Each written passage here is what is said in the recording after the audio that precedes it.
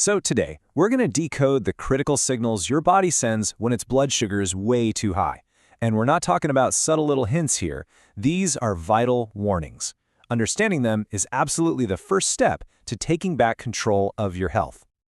I want you to think of your body as this incredible high-performance engine, right? And it runs on fuel, glucose, that we get from our food. But what happens when that fuel system gets clogged up? When it starts to overload? That's really the core question we're going to dig into. Okay, so there's a medical term for this overload. It's called hyperglycemia. And really, it's a pretty simple idea. Glucose, which is our body's main source of energy, just starts to build up in the blood.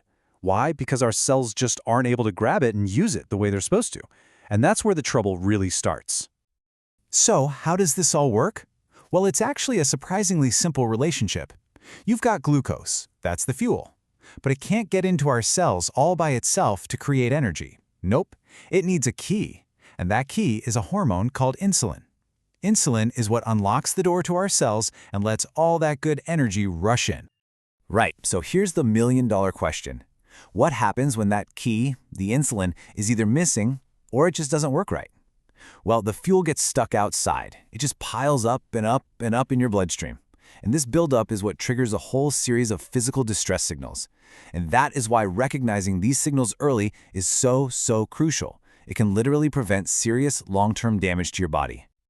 Okay, so we know what's happening on the inside, but how does your body actually tell you something's wrong? Well, we're going to walk through 7 of the most common and alarming warning signs. Let's see if your body's trying to get your attention. All right, number 1. This is a sign that's so easy to just brush off, having to urinate all the time. You might just think, oh, I've been drinking more water than usual, but there's a very specific reason this is happening. You see, it isn't just about drinking too much water. High sugar levels can actually trigger urinary tract infections, and that creates this constant urgent feeling like you have to go right now. If you're finding yourself waking up multiple times a night for this, that is a classic signal. Okay, on to number 2. And this one might feel a little weird, a little counterintuitive, but it's directly tied to how our body handles energy. We're talking about weight gain, especially right around the belly. So why does this happen? Well, think about it. When your body starts resisting insulin, all that glucose fuel can't get into your cells. So what's your body going to do with all that extra unused energy? Yep, it stores it as fat. And very often, that fat accumulates right around the abdomen. Next up, number 3, we're talking about a thirst that just won't quit. This isn't just feeling a little parched after a workout. No, this is a constant, nagging feeling that you just can't get enough to drink. So what's going on here? Basically, your kidneys go into what you could call overclock mode. They are working like crazy, day and night, to filter all that excess sugar out of your blood.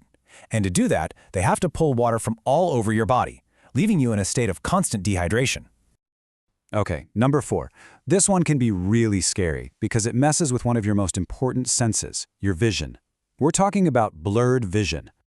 See, when your blood sugar spikes, it can literally cause the lens of your eye to swell up. And when that happens, focusing becomes a real problem. Things look blurry, it's hard to make out details. And listen, this is absolutely not something you want to ignore. Over time, this can lead to really serious eye conditions, even vision loss. All right, number 5. Ever feel like you're catching every little bug that goes around? Or maybe you've noticed that small cuts and bruises are just sticking around forever.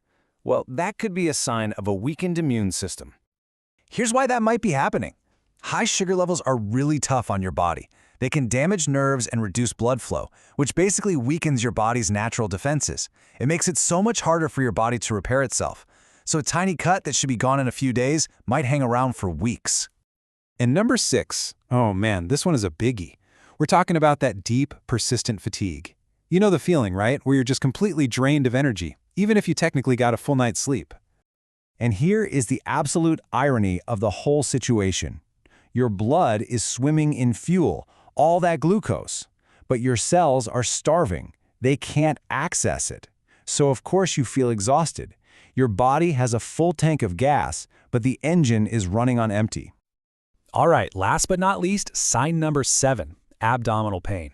And this isn't just one specific thing. It can pop up in a few different ways, from feeling bloated to having cramps. Basically, when your system just gets totally overwhelmed with sugar that it can't process, it can cause some serious physical distress in your gut. This can show up as bloating, sharp cramps, or even feeling nauseous. It's your body telling you it's overloaded. Okay, so we just went through all 7 signs. Take a second and just think. Do any of these, maybe 2 or more, sound a little too familiar to you? Now, if they do, don't panic. But it is a signal. It's time to get informed and take some action. So what do? The good news is the path forward is actually pretty clear and totally manageable. Step 1, just acknowledge what your body is telling you. Don't ignore it. Step 2, go talk to a healthcare specialist. And step 3, get tested. An A1C test is great for getting a big picture view, and there are even home kits to help you monitor things. And beyond just getting tested, it's about what you do every single day. We're not talking about some crazy, radical diet you can't stick to.